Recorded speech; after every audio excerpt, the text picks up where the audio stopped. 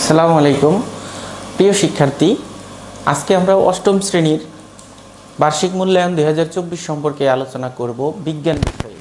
তো বিজ্ঞান বিষয়ে তোমার কি কি ধরনের প্রশ্ন থাকবে, তোমার সিলেবাস কতটুকু, তুমি বইয়ের কোন অংশটুকু কিভাবে গুরুত্ব দিয়ে পড়বে, কিভাবে গুরুত্ব দিয়ে পড়া উচিত, এবং তোমার পরীক্ষার প্রশ্নপত্রের নম্বর বন্টন এবং একটা নমুনা প্রশ্ন তোমাদের সাথে বিস্তারিত আলোচনা করা হবে। তোমরা যদি এই ভিডিওটি পুরোটি দেখো তাহলে তোমাদের অন্তত বিজ্ঞান বিষয়ে কোনো ধরনের প্রবলেম ক্রিয়েট হবে না। তুমি বুঝে যাবা যে তোমার যে টেক্সট বইটি আছে সেই বইটি তোমাকে কিভাবে পড়তে হবে। তো দেরি না করে চলো শুরু করা যাক। এখানে আমরা একটু প্রথমে দেখে নিই যে শিক্ষকের জন্য প্রশ্নপত্র প্রণয়ন সংক্রান্ত নির্দেশনা কি কি আছে, মানে শিক্ষক কি কি নির্দেশনা ফলো করে তোমার বার্ষিক পরীক্ষার প্রশ্নটা তৈরি করবে। প্রথমে হচ্ছে সিলেবাস। দেখো, অষ্টম শ্রেণীর বার্ষিক মূল্যায়নের সিলেবাসে 5টি অভিজ্ঞতা রাখা হয়েছে। একই সাথে এই 5টি অভিজ্ঞতা সংশ্লিষ্ট অনুযায়ী অনুসন্ধানী পাঠের অধ্যায়সমূহ অন্তর্ভুক্ত থাকবে।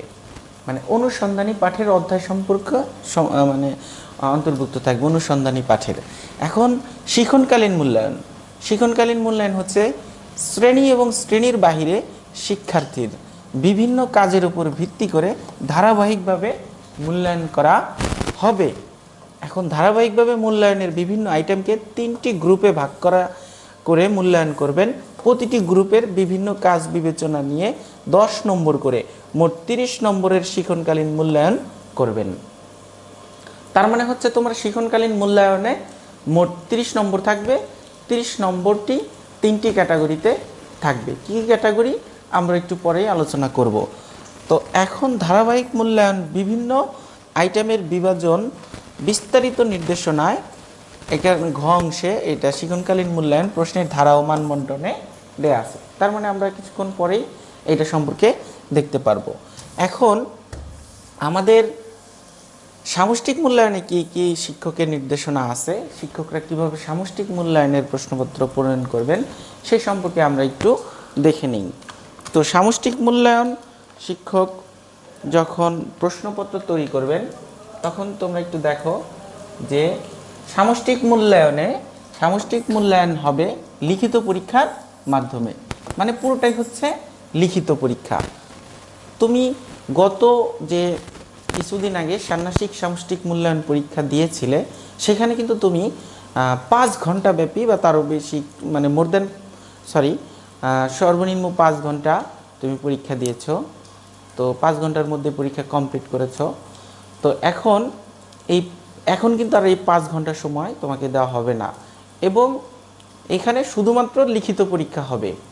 কোনো ধরনের একক কাজ, দলীয় কাজ, এই কাজগুলো এখন আর থাকবে না। তো আমরা দেখি যে লিখিত পরীক্ষার মাধ্যমে অনুষ্ঠিত হবে। অনুসন্ধানী পাঠ্য বইয়ের সিলেবাসে কতটুকু হবে তা অনুচ্ছেদ নম্বর দিয়ে বোঝানো হয়েছে। তার মানে সিলেবাসটা দেখলে বোঝা যাবে যে আসলে আমার কতটুকু পরীক্ষা পড়তে হবে। বিজ্ঞান বিষয়ে 100 নম্বরের মধ্যে লিখিত পরীক্ষা নিয়ে প্রাপ্ত নম্বরকে 70-এর মধ্যে প্রাপ্ত নম্বরে রূপান্তর করতে হবে। তার মানে 100 নম্বরের 70% নম্বর তোমার রেজাল্টের ক্ষেত্রে কাউন্ট হবে।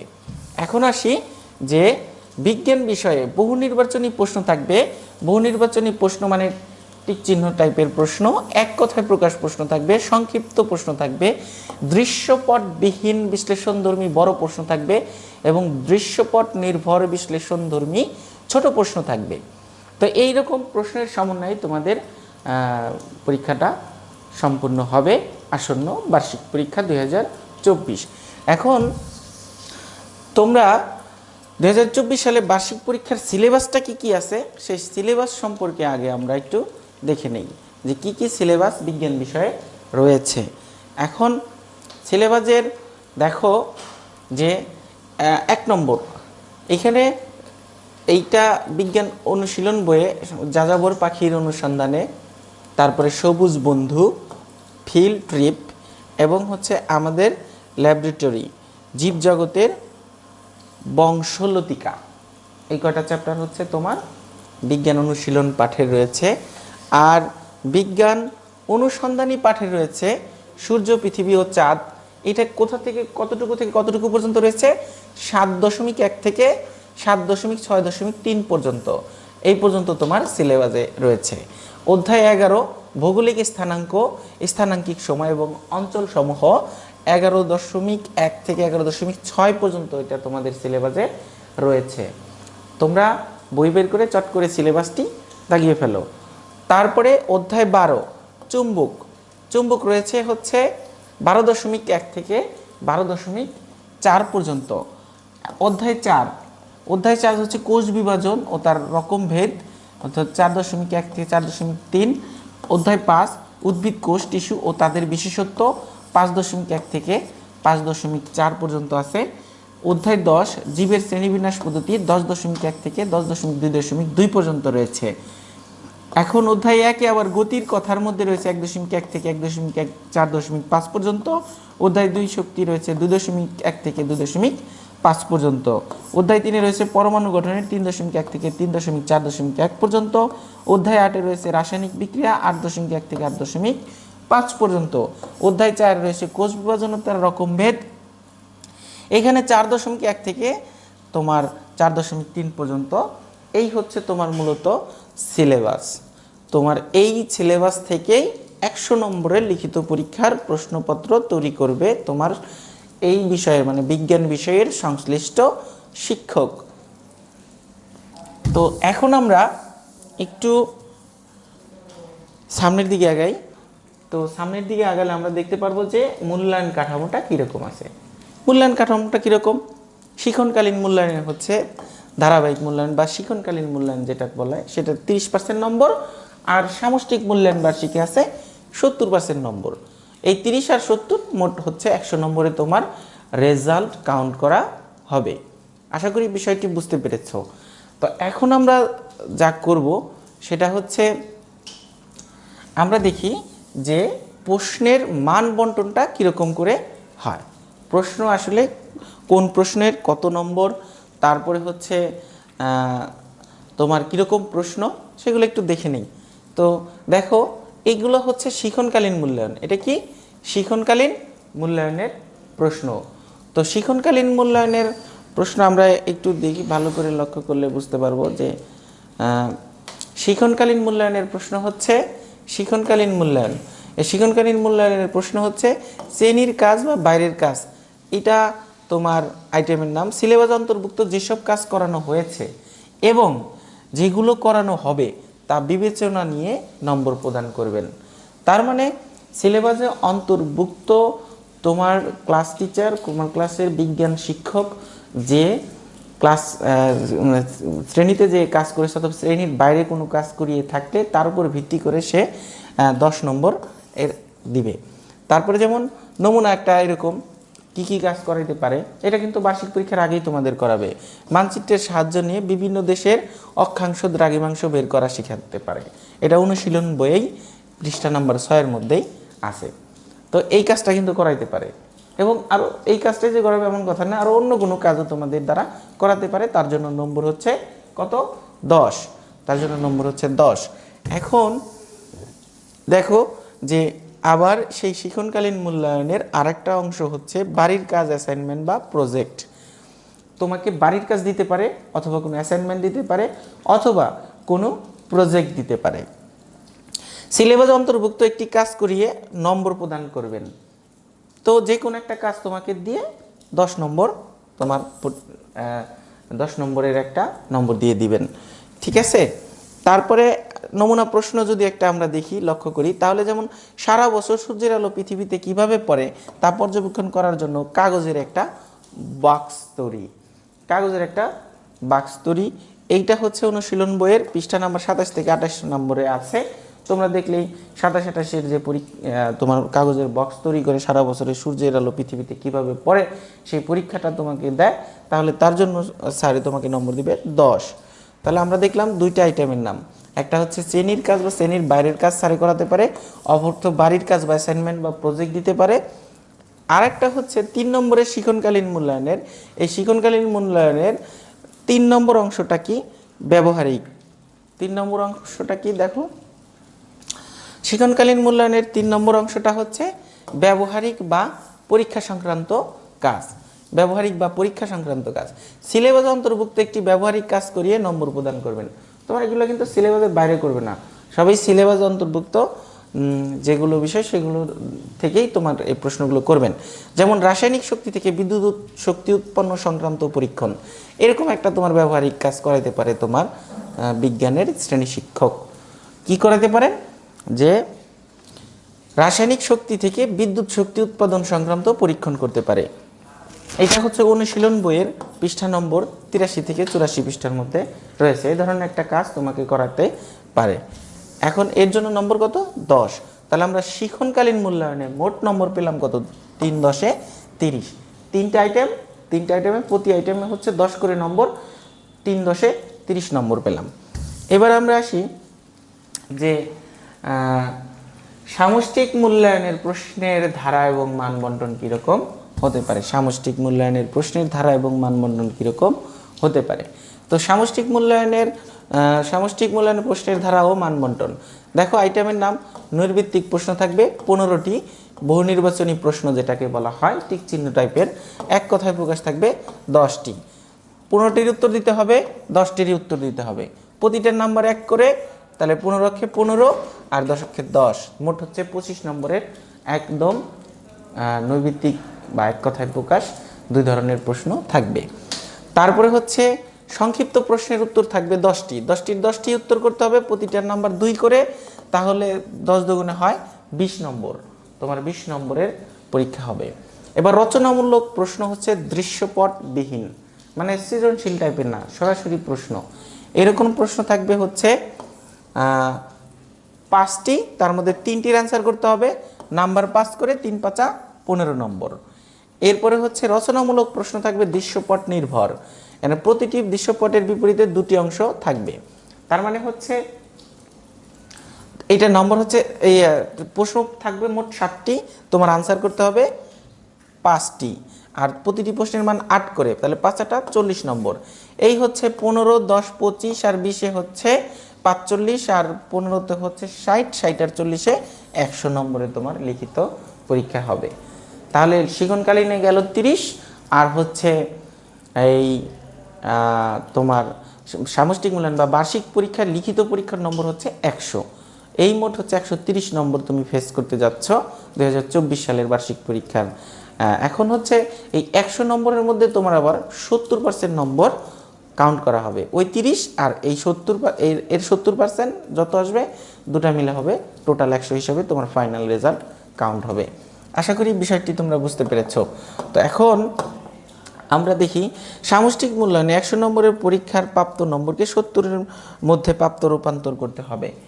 বুঝতেই পারতেছো যে 70% নম্বর এখান থেকে কাউন্ট হবে। তো আমরা একটা এখন নমুনা প্রশ্ন দেখব।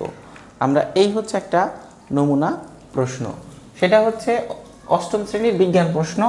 তো এখান থেকে প্রথমে যে প্রশ্নগুলো আসবে সেটা হচ্ছে যে তোমার কোনটি দ্বিবীজপত্রী উদ্ভিদ, এগুলো হচ্ছে বহু নির্বাচনী প্রশ্ন। তো তুমি এগুলো বই থেকে এভাবেই গুরুত্ব দিয়ে পড়তে হবে যেন এরকম করে কোনো নৈর্ভিত্তিক প্রশ্ন আসলে তুমি আনসার করতে পারো, ঠিক আছে? কারণ আগের যে মডিউলে তোমার বইটা তোমার টেক্সট বুকটা তৈরি করা হয়েছে সেগুলোর মধ্যে কিন্তু এরকম টিকচিহ্ন টাইপের কোনো প্রশ্ন নেই, কিন্তু তোমাকে ওই টেক্সট থেকে বা রিডিং থেকেই এমনভাবে পড়ার সময় প্রস্তুতি নিতে হবে যেন কোনো এরকম কোনটি দ্বিবীজপত্রী উদ্ভিদের যখন তুমি উদাহরণ পড়বা যে কী কী দ্বিবীজপত্রী উদ্ভিদ আছে সেগুলো কিন্তু মনে রাখতে হবে, তাহলেই তুমি কিন্তু এটার অ্যান্সার করতে পারবে। আর যদি তুমি শুধু ওভাবেই যেভাবে টেক্সট বুক সেভাবেই পড়ে যাও তাহলে কিন্তু এবারে পরীক্ষা তুমি ভালো করতে পারবে না। তো আশা করি বিষয়টি বুঝতে পারছো। আসলে আজকে আমি এগুলোর আনসার নিয়ে আলাপ করব না, এগুলোর আনসার আমি পরে ধারাবাহিকভাবে আরও ভিডিও দিব, চ্যাপ্টার ওয়াইজ করে ভিডিও দিব। সেই ভিডিওগুলো যদি তোমরা দেখো তাহলে তুমি কিন্তু একটা চ্যাপ্টারে কতগুলো এরকম নৈর্ভিত্তিক প্রশ্ন তৈরি করা যেতে পারে ওভারঅল সব বিষয় নিয়ে আনসার সহকারেই আমি পরবর্তীতে ভিডিও তৈরি করব।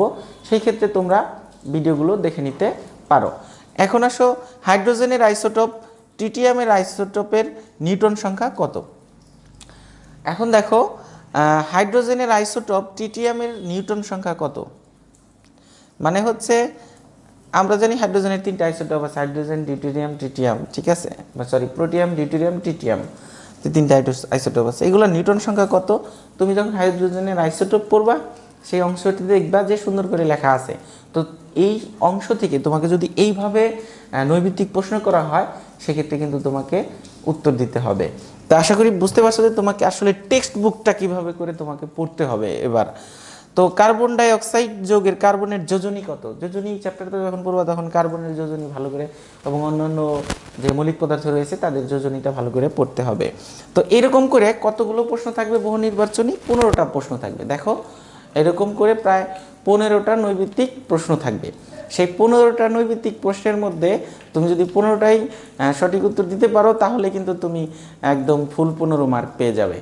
আর এই 15টা এই দেখো 15 পর্যন্তই আছে এরকম টিক চিহ্ন, এই যে 15 পর্যন্ত, 14, 15, 1 থেকে 15 পর্যন্ত এরকম টিক চিহ্ন টাইপের প্রশ্ন থাকবে। এগুলো শুধু সঠিক উত্তর লিখতে হবে খাতার মধ্যে। এবার আসো এক কথায় উত্তর থাকবে 10টি প্রশ্ন। তো 15টি নাম্বার কত, 15টি নাম্বার 15, এক করে। এখন এক কথায় প্রকাশ থাকবে 10টি, 1, 2, 3, 4, 5, 6, 7, 8, 9, 10টি প্রশ্ন থাকবে। সো এক কথায় প্রকাশ কীরকম প্রশ্ন হয়, যেমন ধাতুর সাথে অ্যাসিডের বিক্রিয়ায় কোন গ্যাস উৎপন্ন হয়। তো ধাতুর সাথে অ্যাসিডের বিক্রিয়ায় কোন গ্যাস উৎপন্ন হয়, যখন তুমি রাসায়নিক বিক্রিয়ার চ্যাপ্টারটা ভালো করে পড়বে তখন কিন্তু এটা আনসার করতে পারবে। এখন তোমাকে যে যেরকম ছোট প্রশ্নের আনসার করতে হবে সেই ধারণা, সেই কনসেপ্টটা কিন্তু তোমার মাথার মধ্যে আগে থেকে রাখতে হবে যখন তুমি প্রস্তুতি গ্রহণ করতে যাচ্ছ, প্রস্তুতি গ্রহণ করো। আর এরকম করে 10টা প্রশ্ন থাকবে, 10টায় 10 নম্বর। তাহলে নৈমিত্তিক হলো 15টা 15, আর এক কথায় উত্তর হলো 10টায় 10, 15টায় 10-এ 25। এবার খবিভাবে কিছু সংক্ষিপ্ত প্রশ্ন আছে, 2-3 লাইনের অ্যান্সার হবে এগুলো, ঠিক আছে, নট মোর দ্যান 3 লাইনস।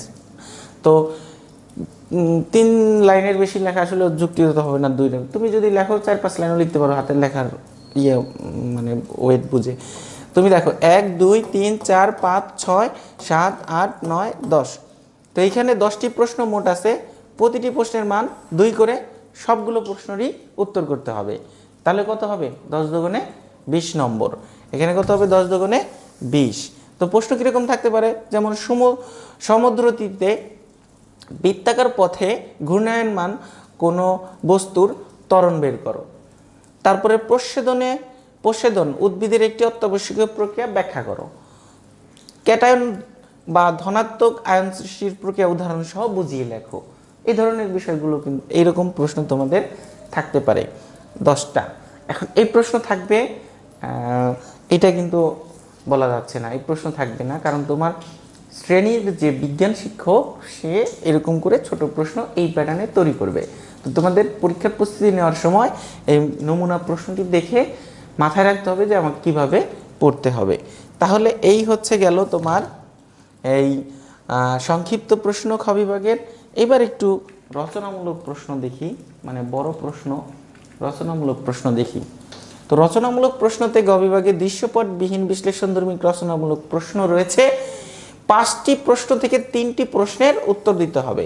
এরকম করে 1, 2, 3, 4, 5, এই 5টি প্রশ্ন থেকে তোমাকে কয়টার উত্তর দিতে হবে, তোমাকে উত্তর দিতে হবে 3টির। 3টির নম্বর কত, প্রতিটি প্রশ্নের মান হচ্ছে 5 করে, তার মানে হচ্ছে 3 × 5 = 15 নম্বরের এই রচনামূলক প্রশ্ন, যেটার মধ্যে কোনো ধরনের সৃজনশীল বা কোনো ক্লু নেই, শুধুমাত্র ডাইরেক্ট প্রশ্ন থাকবে। এখন দেখো প্রশ্ন কীরকম থাকতে পারে, যেমন মাইটোসিস কোষ বিভাজনের বিভিন্ন ধাপ একটি চিত্রের মাধ্যমে প্রকাশ করো। একটা চিত্রের মাধ্যমে তোমার মাইটোসিস প্রক্রিয়ার যে কয়টা ধাপ আছে সেই কয়টা ধাপই কী করতে হবে, প্রকাশ করতে হবে, চিত্র দিতে হবে। এরপরে দেখো পরমাণুর ইলেকট্রন বিন্যাসের ক্ষেত্রে 2n² সূত্রের নিয়মাবলী লেখো। মানে পরমাণুর প্রত্যেকটা কক্ষপথে যে একটা নিয়ম ফলো করে ইলেকট্রন যায়, তাই না, এটা তো আমরা জানি। তোমরা যারা এই পরমাণুর গঠন অধ্যায়টা পড়বা তখন কিন্তু এই বিষয়গুলো জানতে পারবা। উত্তর নিয়ে আমি কথা বলবো না, তোমরা একটু দেখে নিও, উত্তর নিয়ে আমি পরে ভিডিও বানাবো। সময় রাশি 2টি বিহীন গতির সমীকরণ প্রতিপাদন করো। এরপরে একটি উভলিঙ্গ ফুলের বিভিন্ন অংশ চিহ্নিত করা সহ চিত্র অঙ্কন করো। তারপরে অ্যানালেমা কি? অ্যানালেমার আকৃতি ইংরেজি আর্ট এর ন্যায় কেন? এই যে এই ধরনের প্রশ্ন থাকবে, পাঁচটা প্রশ্ন অ্যান্সার করতে পারলে 5 টাকা 25 নম্বর পাবা। ঠিক আছে, সরি 3টা থাকবে, 3 5 15 নম্বর পাবা। তো 15 আর আগে ছিল 25, মোট 40 নম্বর অ্যান্সার শেষ। এবার দেখি আমরা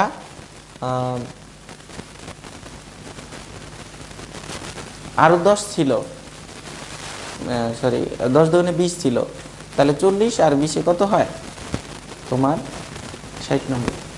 এবার আসলে এরকম কিছু প্রশ্ন থাকবে যেটা হচ্ছে 60 নম্বর অলরেডি আমরা কমপ্লিট করে ফেলছি।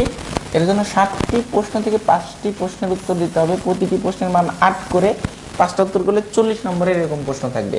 তো 40 নম্বরের প্রশ্ন কীরকম থাকবে, যেমন এই যে এই 1 নম্বর প্রশ্নটা তুমি বিবেচনা করো। 1 নম্বর প্রশ্নে কি বলেছে, তোমরা 8ম শ্রেণীর 4 বন্ধু মিলে ঠিক করলে বিদ্যালয়ের টপে একটি মরিচ গাছ রোপণ করবে। গাছ রোপণ ও পরিচর্যা করার জন্য বন্ধুদের দায়িত্ব বন্টন সহ একটি পরিকল্পনা প্রণয়ন করো। কোনো বন্ধুর দায়িত্ব পালনে অবহেলা করলে যেসব সমস্যা হতে পারে তা বুঝিয়ে লিখো। এটাই কিন্তু তোমার 8 নম্বর। এইভাবে অ্যান্সার করতে পারে, এরকম থাকতে পারে। আরেকটা থাকতে পারে কি, এরকমও থাকতে পারে প্রশ্ন, 2 বন্ধু একটি খেলায় অংশগ্রহণ করে, একজন নির্দিষ্ট দিকে দৌড় দেয়, অপরজন সময় পরিমাপ করে তাদের একজনের 5 সেকেন্ডে 5 সেকেন্ড, 10 সেকেন্ড, 15 সেকেন্ড, 20 সেকেন্ড অতিক্রান্ত দূরত্ব যথাক্রমে 60 মিটার, 100 মিটার, 140 মিটার এবং 250 মিটার। এবার ক এবং খ অ্যান্সার করবা। তাহলে ক নাম্বার কত থাকবে 4, খ নাম্বার থাকবে 4। ক কি, উপরে তথ্য থেকে সময়ের বিপরীতে অতিক্রান্ত দূরত্বের লেখচিত্র অঙ্কন করো এবং 10 থেকে 15 সেকেন্ডের মধ্যে দৌড়ানো বন্ধুর গতিবেগ নির্ণয় করো। এই হচ্ছে 4 4 8 নম্বরের তোমার প্রশ্ন এরকমও থাকতে পারে। তো এভাবে কত নম্বরে অ্যান্সার করতে হবে, 40 নম্বর। ঠিক আছে, প্রশ্ন থাকবে হচ্ছে 7টি, আনসার করতে হবে 5টি, এরকম প্রতিটি প্রশ্নের উত্তরের নম্বর হচ্ছে 8 করে, 5 8 40 নম্বর, আগে গেল 60 নম্বর, 40 আর 60 হচ্ছে মোট 100 নম্বরের তোমার পরীক্ষা হবে। তো তোমরা একটু প্রশ্নের নমুনাটা দেখতে পারো, যে এরকম 3 নম্বর প্রশ্ন যেরকম হয়, এই যে 3 নম্বর প্রশ্নটা দেখতে পাচ্ছ, হ্যাঁ, এই 3 নম্বর প্রশ্ন এটা যেরকম থাকে সেরকমও প্রশ্ন থাকতে পারে। আবার আরও দেখো, আরও দেখে নাও, এরকম একটা প্রশ্ন থাকতে পারে মানচিত্র দিয়ে। ঠিক আছে, 4 নম্বর, 5 নম্বর, এভাবে প্রশ্ন থাকবে। দেখো এখন হচ্ছে এইটার উত্তর, এই যে আগে যে আমরা নৈবিত্তিক দেখলাম বা টিক চিহ্ন দেখলাম, তার উত্তর হচ্ছে এইগুলো। তোমরা একটা স্ক্রিনশট দিয়ে রাখতে পারো, এগুলো পড়ে রাখতে পারো, এগুলো ওই চ্যাপ্টার থেকেই, সিলেবাস থেকেই। সো এগুলোও দু একটা কমন করতে পারে। ঠিক আছে, এরপরে মূল্যায়ন রুবিক্সটা কীরকম দেখো। খ বিভাগ, তোমার সমুদ্র তীরে বৃত্তাকার পথে ঘূর্ণায়মান কোনো বস্তুর ত্বরণ ব্যাখ্যা করো। ঠিক আছে, প্রশ্নের পরিস্থিতি, সমুদ্র তীরে বৃত্তাকার পথে ঘূর্ণায়মান কোনো বস্তুর ত্বরণ ব্যাখ্যা করো। তারপরে এখানে বলছে নম্বর, ত্বরণের ধারণা লিখলে 1 নম্বর পাবা, আর ব্যাখ্যা করলে মানে ত্বরণের ধারণা ও ঘূর্ণায়মান বস্তুর ত্বরণ, এটা যদি তুমি ব্যাখ্যা করতে পারো তাহলে আর 2 নম্বর পাবা। মোট হচ্ছে 3 নম্বর। এই সংক্ষিপ্ত প্রশ্নের এরকম করে নম্বরগুলো সেট করা। ঠিক আছে, এখন আমরা দেখব দৃশ্যপটবিহীনের নম্বর কীরকম। যেমন তুমি যদি গতি সংক্রান্ত রাশি, যদি তুমি এখানে গতি সংক্রান্ত রাশির পরিচিতি লিখলে 1 পাইবা, গতি সংক্রান্ত রাশির পরিচিতির একটি গতির সমীকরণ লিখলে 2 পাইবা, গতি সংক্রান্ত রাশির পরিচিত 2টি গতির সমীকরণ লিখলে 3 পাইবা, গতি সংক্রান্ত রাশির 2টি রাশি লেখা এবং প্রথম সমীকরণ বর্গ করলে 4 পাবা, গতি সংক্রান্ত রাশির পরিচিত রাশি লেখা এবং প্রথম সমীকরণের বর্গ দ্বিতীয় সমীকরণের মান বসালে তুমি 5 পাবা। তো এইভাবে হচ্ছে তোমার আসলে স্যারেরা নাম্বার দিবে তোমাকে, যে তুমি আসলে কিভাবে উত্তরটা করেছ সেই অনুপাতে বড় প্রশ্ন ছোট প্রশ্ন এটা একটু দেখে নাও। যে এটা বলছে যে ঘ বিভাগে প্রেক্ষাপট নির্ভর রচনামূলক বিশ্লেষণধর্মী প্রশ্ন, সেটাই তুমি কিভাবে অ্যান্সার করলে কত নম্বর পাবা। ঠিক আছে, তো এখানে দেখো যে 2 আর 6 দেওয়া আছে। তো এই 2 আর 6 কিভাবে নম্বরগুলো দিবে এরকম, যেমন যে কোনো একটি উদাহরণ লিখলে তুমি 1 পাবা, 2টি উদাহরণ লিখলে তুমি 2 পাবা, পুষ্পক আবৃতবীজী সপুষ্পক আবৃতবীজী এবং দ্বিবীজপত্রী উদ্ভিদ তিনটি বিষয়ের যে কোনো একটি শনাক্ত করলে 1 পাবা। সুপুষ্পক আবৃতবীজী দ্বিবীজপত্রী উদ্ভিদের তিনটি বিষয়ের যে কোনো একটি শনাক্ত করতে পারলে, বুঝিয়ে লিখতে পারলে এবং অথবা দুটি বিষয় শনাক্ত করতে পারলে তুমি পাবা 2। এখন সুপুষ্পক আবৃতবীজী তোমার উদ্ভিদের তিনটি বিষয়ের দুটি শনাক্ত করতে পারলে, দেখো তিনটি বিষয়ে দুটি শনাক্ত করতে পারলে তিনটি বিষয়ের দুটি শনাক্ত করলে 2 পাবা। সুপুষ্পক আবৃতবীজী দ্বিবীজপত্রী উদ্ভিদ তিনটি বিষয়ের যে কোনো দুটি শনাক্ত করলে একটি বুঝিয়ে লিখলে অথবা তিনটি বিষয় শনাক্ত করলে তুমি 3 পাবা। আর সুপুষ্পক আবৃতবীজী দ্বিবীজপত্রী উদ্ভিদের তিনটি বিষয়ের যে কোনো দুটি শনাক্ত করতে পারলে 2টি বুঝিয়ে লিখলে, তিনটি বিষয় শনাক্ত করে একটি বুঝিয়ে লিখলে 4 পাবা। এভাবে তুমি হচ্ছে 5 পাবা, 6 পাবা। এভাবে তোমার নাম্বারটা স্যারেরা বন্টন করবে যে তুমি আসলে কতটুকু লিখেছো বা কী পরিমাণ পারফরমেন্স করতে পেরেছো। তো এখন আসো আমরা এই হচ্ছে মূলত তোমার প্রশ্ন নিয়ে আলোচনা। আমরা একটু নম্বরটা দেখি যে তুমি ধরো 100 নম্বরের লিখিত পরীক্ষায় তুমি কত নম্বর লিখিত পরীক্ষায় মনে করো তুমি হচ্ছে কত 80 পাইছো, 100তে 80 পাইছো। আর শিক্ষণকালীনে কত পাইলা? এটা হচ্ছে লিখিত পরীক্ষা, 100 লিখিত পরীক্ষায় পাইলা 80। আর শিক্ষণকালীনে কত পাইলা? শিক্ষণকালীনে পাইলা 30-এর মধ্যে তোমার ধরো 25। তাহলে তুমি কি মোট 105 নম্বর পাইলা? না, সেটা না। এই 80কে কি করতে হবে? এই লিখিত 100 পরীক্ষা 80-র 70% নাম্বার তোমার কাউন্ট হবে। তার মানে 80 গুণ হচ্ছে 70%। তো এটা কত আসে? 7-8-56। এই 56 আর এই 25 মিলেই হবে তোমার ফাইনাল রেজাল্ট। তাহলে 5-6-11, 7-8-81, তুমি পাইলা হচ্ছে 81। ঠিক আছে, এই 81, তার মানে তুমি A+ পাইলা। এবার তো বুঝতে পারছো যে তোমাকে কিভাবে পারফরমেন্স করতে হবে এবং কিভাবে বইটা পড়তে হবে এবং কিভাবে তোমাকে প্রস্তুতি গ্রহণ করতে হবে। তো এই হলো। এবার জানো তো তোমরা যে আগের মতো ওভাবে রেজাল্ট হবে না, এবার গ্রেডিং পদ্ধতির রেজাল্ট হবে A+, A গ্রেড এবং A-, B গ্রেড, এই পদ্ধতিতেই তোমার রেজাল্টগুলো হবে। তো আশা করি তোমরা ভিডিওটি বুঝতে পারছো যে তোমার আসন্ন বিজ্ঞান পরীক্ষাটা কীরকম হতে যাচ্ছে। তো সবাই সুন্দর করে প্রস্তুতি নাও, আর তোমাদের শুভকামনা রইল। আর চ্যানেলটি সাবস্ক্রাইব করে রেখো। আমি প্রতি অধ্যায় ধরে ধরেই তোমাদের যাবতীয় ছোট প্রশ্ন, এক কথায় উত্তর এবং হচ্ছে নৈর্ব্যক্তিক বড় প্রশ্ন, সৃজনশীল প্রশ্ন, নানান ধরনের সমাধান, কমন সমাধান দেওয়ার চেষ্টা করব। চ্যানেলটিকে তোমরা সাবস্ক্রাইব করে রাখতে পারো। ধন্যবাদ সবাইকে। আসসালামু আলাইকুম।